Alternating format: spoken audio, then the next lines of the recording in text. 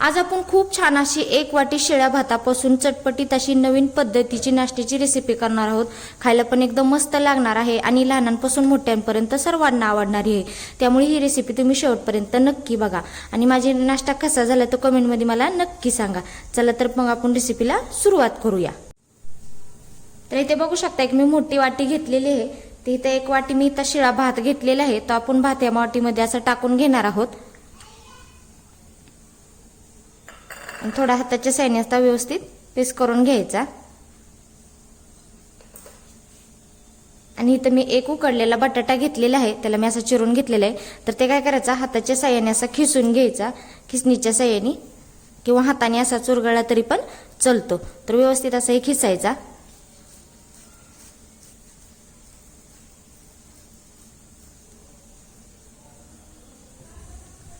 तर इथे ह्यामध्ये बटाटा पण व्यवस्थित असं खिसून घेतलेला आहे। तर इथे मी 2-3 अशा लाल मिरच्या घेतलेल्या होत्या, त्याला अशा बारीक टेचून घेतलेल्या आहेत, ती पण ह्याच्यामध्ये आपण टाकून घेणार आहोत।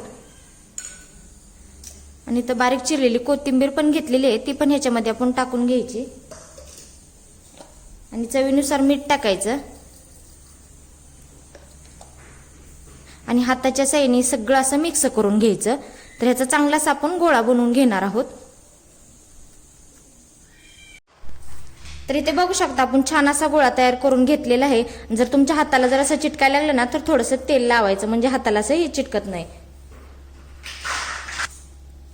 तर इथे एक असं पळपोट घ्यायचा किंवा तुमच्याकडे असं पसरत ताट असलं तरी पण ते घेतलं तरी पण चालतं। आणि हे गोळा आहे ना असा चौकोनी करायचा किंवा गोल आकार दिला तरी पण चालतो किंवा असा चौकोनी आकार दिला तरी पण चालतो। थोडंसं हाताला असं तेल लावायचं आणि व्यवस्थित असं हाताच्या साहाय्याने पसरून घ्यायचं। तर हे बघा असं जाड जास्त नाही ठेवायचं, मध्यम असंच ठेवायचं।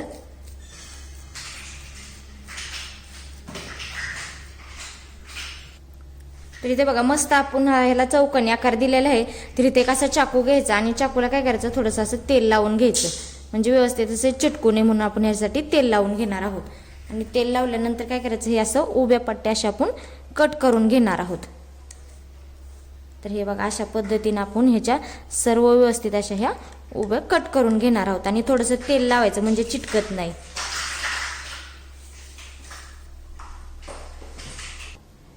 तर इथे बघू शकता अशा पद्धतीने आपण हे कट करून घेतलेले आहे। तर चला तर मग आपण पुढची तयारी करून घेऊया। तर इथे गॅसवरती एक कढई ठेवलेली आहे, ते कढईमध्ये आपण तेल टाकणार आहोत। थोडंसं तेल टाकून घ्यायचं आणि तेल हे गरम होऊन द्यायचं।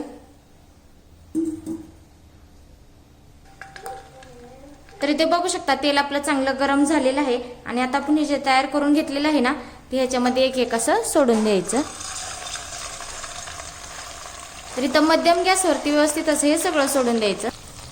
तर इथे बघू शकता आपण सर्व असे व्यवस्थित टाकून घेतलेले आहेत। तर छान असं लालसर होईपर्यंत आपण ह्याला तळून घेणार आहोत। तर लगेच ह्याला हलवायचं नाही, थोडंसं लालसर झालं की मग नंतर त्याच्यावरती हलवून घ्यायचं। बघू शकता दोन्ही साईडनी छान असं लालसर होईपर्यंत आपण हे तळून घेतलेलं आहे। तर मस्त असं खरपूस पण छान तळलेलं आहे। तर आता बाकीचं पण अशाच पद्धतीने आपण तळून घेणार आहोत। तर इथे बघू शकता मस्त आपली 1 वाटी शिळा भात आणि उकडलेला बटाटा ह्यापासून मस्त कुरकुरीत आता नाश्ता तयार झालेला आहे। खायला पण एकदम मस्त लागणार आहे। तर इथे बघा मी तुम्हाला तोडून दाखवते। तर बघा किती मस्त असा कुरकुरीत पण हा नाश्ता तयार झालेला आहे। खायला एकदम मस्त लागणार आहे। घरी नक्की ट्राय करा आणि तुम्हाला माझा नाश्ता कसा वाटला तो कमेंटमध्ये मला नक्की सांगा। चला तर मग भेटूया पुढच्या रेसिपीमध्ये, तोपर्यंत धन्यवाद।